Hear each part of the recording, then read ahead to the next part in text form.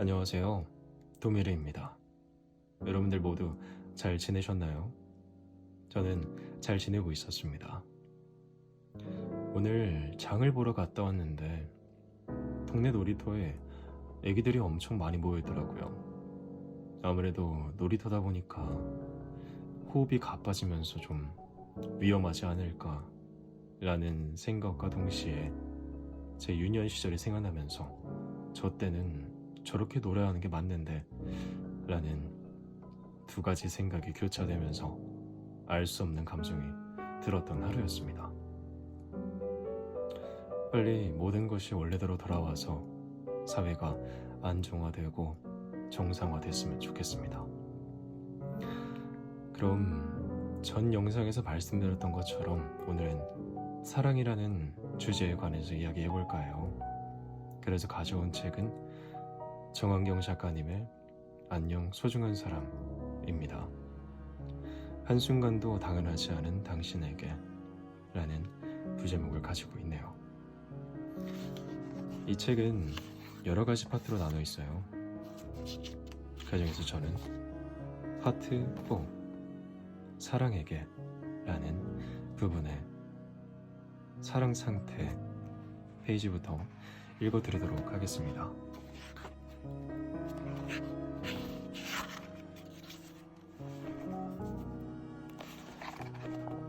사랑 상태. 사랑은 당신과 하고 있는데 나는 또 혼자인 것만 같아 잠을 설쳐도 당신은 아무렇지 않게 깨어나 안부를 묻겠지. 내가 가라앉아 있으면 당신은 이유를 물어봐 주려나 아니면 그저 외면해 버리려나. 후자라면 너무 속상할 것 같아 이 감정은 나 스스로 해결해야지. 당신을 향한 나의 앞서간 마음이 오히려 나를 더 외롭게 만드는 건지, 당신은 알맞은 속도로 가고 있는데 나만 너무 성급한가 봐.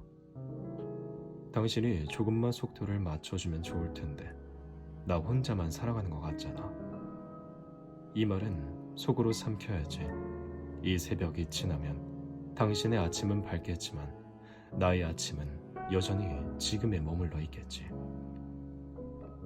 그런데도 아침이 오면 당신이 보고 싶어 당신에게 달려갈 준비를 할 것만 같아. 날씨가 화창하면 오늘은 소풍을 갈까? 아니면 당신의 품에서 하루 종일 낮잠을 잘까? 이런 행복한 고민에 빠져 있으면서도 당신은 이런 생각을 할까? 나만 혼자 들뜬 것 같아 괜시리 마음이 울적해지네. 당신을 사랑하는데 더 사랑하면 안 될 것만 같은 이유는 당신이 날 떠날까, 홀로 남겨질까 두려운 마음 때문이겠지. 당신을 사랑하기에 자꾸만 사랑이 두려워지네. 나의 이런 모든 마음을 당신은 절대 알 수 없을 테지. 당신을 사랑해, 당신을 사랑해. 정말 많이 지금 이 문장을 쓰면서 느껴지는 가슴의 울림을 당신도 똑같이 느꼈으면 바라지만 또 한 번 나 혼자 이루는 것만 같아 불안해지고 하루에도 몇 번씩 행복과 불안의 진짜 운동을 하는 이 마음이 도대체 무엇인지, 이런 게 바로 사랑일까? 지금 이런 고민을 하는 것조차 당신을 사랑하는 마음일까? 생각에 잠겨 있다 보니 어느새 날이 밝았네. 이제 당신 생각은 잠시 접어두어야지.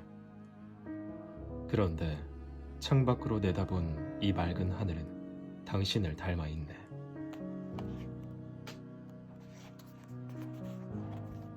이런 연애, 목적지 없이 자주 걸었으면 좋겠어요. 맞잡은 손에 전해지는 온기로 또 한 번 사랑을 되새길 수 있도록.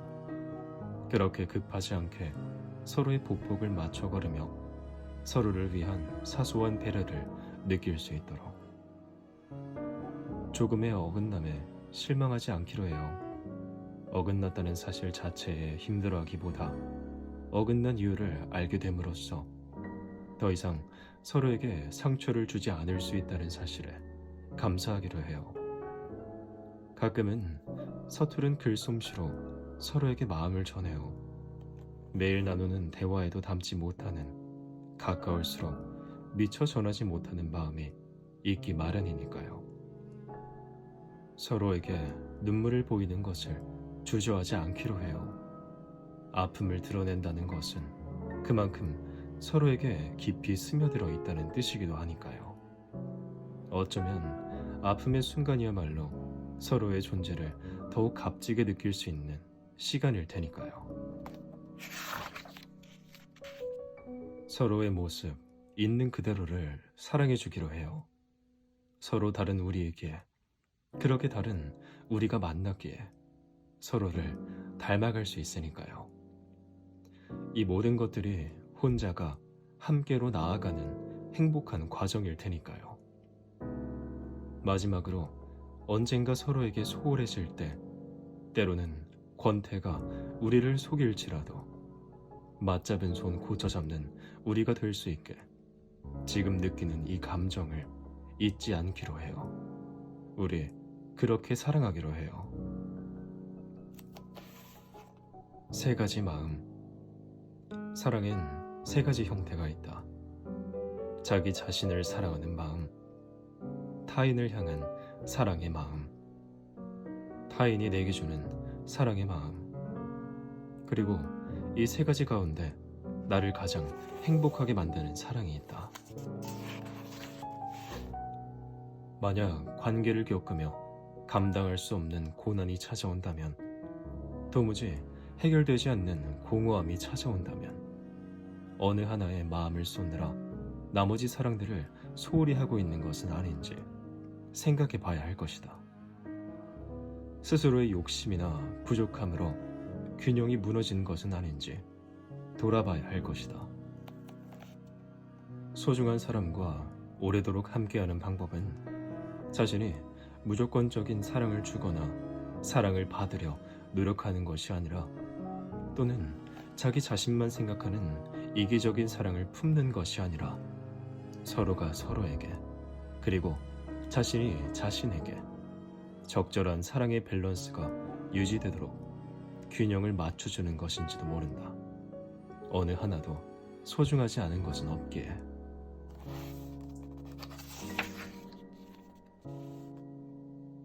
조건 없는 마음. 사랑을 돌려받는다는 것이 왜 당연한 권리라 생각했을까? 사랑을 시작할 때에는 사랑을 받는다는 것을 엄청난 축복으로 생각했는데, 시간이 흘러갈수록 내가 원하는 만큼의 사랑을 건네지 않은 상대가 자주 미워지곤 했었다. 사랑을 달라고, 내가 원하는 만큼의 사랑을 달라고 때를 쓰는 나. 그래야만 하는 이유는 내가 사랑을 건넸기 때문에. 이런 생각이 참 위험하다. 사랑을 건넸기에 사랑을 받아야만 한다는 생각. 상대가 건네는 사랑을 축복으로 여기지 못하는 마음. 나를 갉아먹는 위험한 보상 심리. 그리고 사랑이 끝났을 때 사랑을 돌려주지 않고 떠나간 상대를 향해 우리는 말한다. 참 쓰레기 같은 사랑을 했다고. 참 우습지 않은가? 그렇다면 단지 돌려받기 위해 사랑을 건넸다는 말인가? 사랑의 결핍을 타인으로부터 채우려 하지 말자. 내가 나를 사랑하는 마음이 부족할 때마다 나는 타인의 사랑으로 마음의 안정을 찾으려 했다. 그럴수록 타인이 건네는 사랑에 만족하지 못하고 받기만을 바라는 못된 사람이 되어갔다. 이제는 알고 있다. 사랑은 때를 쓴다고 받을 수 있는 게 아니라는 것을. 자신이 충분히 사랑하는 사람만이 온전한 사랑을 건넬 수 있다고 했던가. 대가를 바라지 않고 누군가를 사랑할 수 있는 건강한 마음. 내가 건네는 사랑에 조건을 달지 않는 마음. 이러한 마음은 사랑을 부정하지 않게 한다. 비록 내가 건넨 사랑을 돌려받지 못한 채 관계가 끝나버리더라도 마음을 다해 사랑했던 그 시간을 후회로 남지 않게 한다. 사랑에 상처받지 않는 방법은 단 하나다. 돌려받는 것이 사랑을 건네는 목적이 되지 않는 것. 무언가에 홀린 듯 어쩔 수 없이 누군가를 사랑하게 된다 해도 내가 건네는 마음을 돌려받으려 하지 않는 것. 나는 당신을 사랑한다. 이 문장에는 어떠한 조건도 붙여서는 안 된다. 비밀이 많아진 우리. 굳이 하지 않는 이야기들이 우리 사이에 쌓여가는 것을 느낍니다. 한때는 서로에게 마음을 전부 터놓는 사이만이 좋은 관계라고 생각했던 적이 있습니다. 그런 생각으로 인해 나도 모르게 상대에게 많은 것들을 요구하곤 했죠. 자신의 이야기를 온전히 털어놓지 않는 상대를 원망하고 각자만의 비밀을 쌓아가는 우리의 모습을 거부했습니다. 하지만 그조차도 나의 욕심일 뿐이었다는 것을 이제는 알고 있습니다. 살다 보면 누구나 아픔을 겪습니다. 그리고 자연스레 가까운 사람에게 기대게 되죠. 나의 아픔에 진심으로 공감하려 노력하고 상처 입은 나를 따뜻하게 안아주려 하는 상대의 모습에서 우리는 깊은 감동을 느낍니다. 하지만 그럼에도 어쩔 수 없이 찾아드는 공허함이 있습니다. 집으로 돌아가는 길에 느껴지는 알 수 없는 쓸쓸함이 있습니다. 충분히 이해받지 못한 아픔, 완벽히 공감받지 못한 감정, 그로 인해 전부 털어놓지 못한 이야기, 우리는 알고 있는 거예요. 결국 누구도 나의 아픔을 대신 해결해 줄 수 없다는 것을. 아픔을 이겨내고 행복을 찾아내는 것은 온전히 나의 몫이라는 것을 말이죠. 아무리 가까운 사이일지라도 어쩔 수 없이 존재하는 서로 간의 벽은 분명 서로에게 마음을 터놓는 것을 주저하게 합니다. 하지만 이러한 사실이 서로를 원망해야 할 이유가 될 수는 없습니다. 우리가 서로를 완벽히 이해하지 못한다고 해서 이해하려 노력하지 않는 것은 아닙니다. 서로의 원하는 공감을 건네지 못한다고 해서 공감하려 애쓰지 않는 것은 아닙니다. 우리 사이에 어쩔 수 없는 벽이 존재한다고 해서 함께라는 단어가 의미 없어지는 것은 아닙니다. 서로의 전부를 이해하지 못하더라도, 서로에게 마음을 전부 터놓지 못하더라도 우리가 서로에 다가가려 노력하고 있다는 사실은 명백하죠. 그것으로 충분합니다. 그것만으로도 충분히 우리는 서로의 위로가 될 수 있습니다. 어쩌면 함께라는 건 우리가 결국 너무도 다른 존재라는 걸 똑바로 마주하는 순간부터 비로소 시작되는 것일지도 모르겠습니다. 소중한 사람과 시답지 않은 이야기로 시간을 채우고 싶습니다. 복잡하지 않은 생각들을 나누고 싶습니다. 아무 생각 없이 광대가 뻐근하도록 웃고 싶습니다. 그러다 가끔 도저히 혼자서 감당할 수 없는 아픔이 찾아올 때, 삶의 벽이 우리 사이의 벽보다 높게 느껴질 때, 그때 서로에 담아둔 아픔, 토해낼 수 있는, 그렇게 삶을 버텨낼 힘을 서로에게 전해줄 수 있는 그런 관계이고 싶습니다. 소중한 사람의 담아둔 마음까지 전부 사랑하고 싶습니다. 그렇게 함께하고 싶습니다. 관계의 아이러니. 사람과 사람 사이에는 보이지 않는 마음의 거리가 존재합니다. 우리는 이러한 거리에 걸맞게 만남의 빈도를 가지고 농담의 정도를 결정하며 때로는 타인의 인생에 꽤나 깊게 개입하기도 하죠. 그러나 지금의 거리가 앞으로의 관계를 결정짓진 않습니다.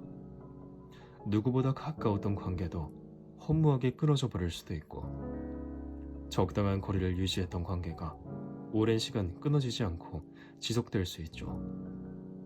아이러니하게도 가장 가까웠던 친구가 한순간에 남남이 되기도 하고, 적당한 거리를 유지하며 지내던 관계가 서로의 인생에 오랜 시간 은은한 힘을 실어주기도 하는 것처럼 말입니다. 이처럼 관계의 아이러니가 발생하는 이유는 무엇일까요? 우리는 소중한 사람일수록 그 사람이 나와 같은 마음일 거라 생각합니다. 그러나 타인을 향한 마음의 거리는 어쩔 수 없는 개인의 영역이기 때문에 서로 일치하지 않을 수 있습니다. 우리는 이런 상황에서 참을 수 없는 서운함을 느끼게 됩니다. 상대가 나를 생각하는 마음이 내가 상대를 생각하는 마음과 다르다는 것을 알게 될 때 말이죠. 이처럼 관계의 아이러니가 발생하는 이유는 각자가 생각하는 마음의 거리가 다르기 때문입니다.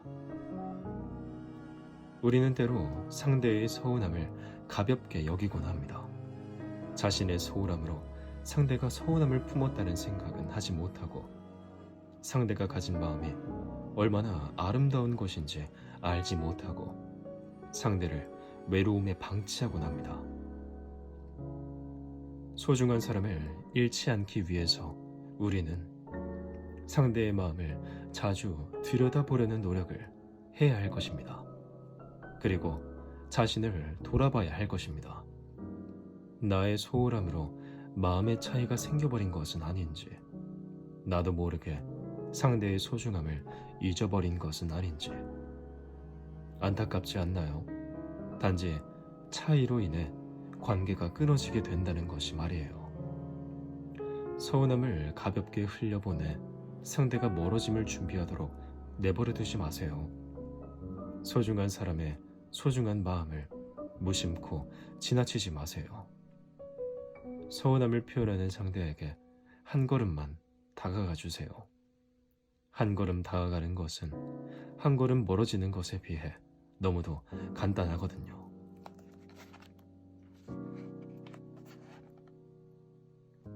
걱정이라는 이름의 사랑. 걱정이라는 것이 무거운 짐처럼 느껴질 때가 있었다. 꿈을 쫓아 대책 없이 상경에서는 밥도 제대로 먹지 못하고 다녔던 20대 초반. 어머니는 내게 하루가 멀다 하고 걱정 섞인 질문들을 늘어놓곤 했다. 밥은 잘 챙겨 먹고 다니는지, 하는 일은 잘 되고 있는지, 여윳돈은 가지고 있는지, 어디 아픈 데는 없는지, 아무 탈 없이 잘 지내고 있는 건지. 혼자만의 힘으로 살아보고자 전전긍긍하던 그 시절, 어머니의 걱정은 철없는 투정을 꺼내 보이기에 가장 좋은 핑곗거리였다. 알아서 잘하고 다니니까 그만 좀 물으라는 막내의 신경질에 어머니는 얼마나 마음이 긁혔을지. 그때의 나는 어머니의 걱정을 싫어했다. 당신의 삶을 아들 걱정으로 채우는 어머니를 이해하지 못했다. 어머니는 온전한 자신의 삶을 살지 못하고 있다고 생각하기도 했다. 자신의 꿈과 목표가 없기에 내게 모든 신경을 쏟는 것이리라. 그렇게 삐뚤어진 생각으로 매번 예민하게 구는 아들에게 어머니는 단 한 번도 화를 내지 않으셨다. 그렇다. 나는 나를 향한 걱정을 싫어했다. 아니, 어쩌면 주변 사람에게 걱정만 끼치고 살아가는 나의 모습을 싫어했다. 언젠가 어머니의 늘어난 흰머리를 바라보다 몰래 눈물을 훔친 적이 있다. 어머니께서 언제나 든든한 모습으로 곁에 있을 거라 믿었던 그 시절의 내가 부끄러웠던 적이 있다. 아무런 대가 없이 자신의 모든 것을 내어주시는 어머니, 자신은 옷 한 벌 편하게 사입지 못하시면서 아들이 기죽을까 항상 메이커 신발을 사주시던 어머니. 인생의 어려움을 누구보다 잘 알고 있으시기에 자식들만큼은 그런 삶을 살지 않기를 바라시기에 언제나 걱정투성이셨던 어머니. 내가 삶에 지쳐 주저앉을 때마다 어머니는 곁에서 내 손을 꼭 잡아주셨다. 식당을 하시느라 지문이 전부 닳아 없어진 손으로 그렇게 나를 안아주셨다. 몇 년 만에 잡아본 어머니의 손이 무척이나 작고 연약하게 느껴졌다. 엄마는 꿈이 뭐야? 엄마는 그냥 너희들의 삶이 행복했으면 좋겠어. 이제 그게 엄마의 꿈이야. 언젠가부턴가 나는 어머니의 꿈이었다. 부와 명예 또는 성공 따위가 아닌 나의 행복이 곧 어머니의 꿈이었다. 그것이 어머니의 걱정의 이유였고 당신의 삶보다 중요한 가치였다. 어쩌면 우리 모두의 꿈은 결국 그렇게 사람으로 옮겨가는 것인지도 모르겠다. 돌이켜보면 내가 흔들릴 때마다 나는 타인의 걱정에 불만을 표했었다. 이미 나 자신을 나를 걱정하고 있는데 타인의 걱정을 견딜 재간이 있었을 리가. 그러나 이제는 나를 향한 타인의 걱정을 기꺼이 사랑으로 받을 수 있는 마음의 여백이 내게도 생긴 것 같다. 끊임없이 휘청이던 시절, 내가 나에게 짓눌렸던 시절에 내가 부담으로 여기던 주변 사람들의 걱정이 사실 나를 향한 깊은 애정의 표현이었음을 이제는 알 것 같다. 나조차도 포기한 나를 일으키려 애쓰던 그들의 마음이 지금에서야 고스란히 스미는 것을 보니 이제는 내가 그들에게 받은 사랑을 돌려줘야 할 차례가 온 것인지도 모르겠다. 걱정을 담은 눈으로 누군가를 바라본다는 것은 그 사람의 삶에 끝까지 함께하고 싶다는 의미일 것이다. 여전히 어머니는 걱정을 하신다. 아들이 밥은 잘 챙겨 먹었는지, 하는 일은 잘 되고 있는지, 어디 아픈 데는 없는지, 사랑하는 사람은 있는지, 무엇보다 행복하게 지내고 있는지. 이제 나는 웃으며 대답한다. 어머니, 아들 잘 지내니까 걱정하지 마세요. 그리고 이제 나를 믿어요. 아니, 나만 믿어요. 네, 이렇게 책 낭독을 해봤는데요. 참, 전 영상에서 부모님의 사랑에 관해서 다음 영상으로 찾아뵙겠다 말씀을 드렸었죠. 마지막 부분에서 낭독을 하다 보니까 저도 모르게 살짝 울컥한 것 같습니다. 부모님의 사랑을 참 감사히 생각해야겠죠. 여러분들도 부모님에게 안부 전화 한 통씩 하시길 바라겠습니다. 저는 내일 부모님의 손을 꼭 잡아드려야겠네요. 그럼 오늘도 들으시느라 수고 많으셨습니다. 잘 자요.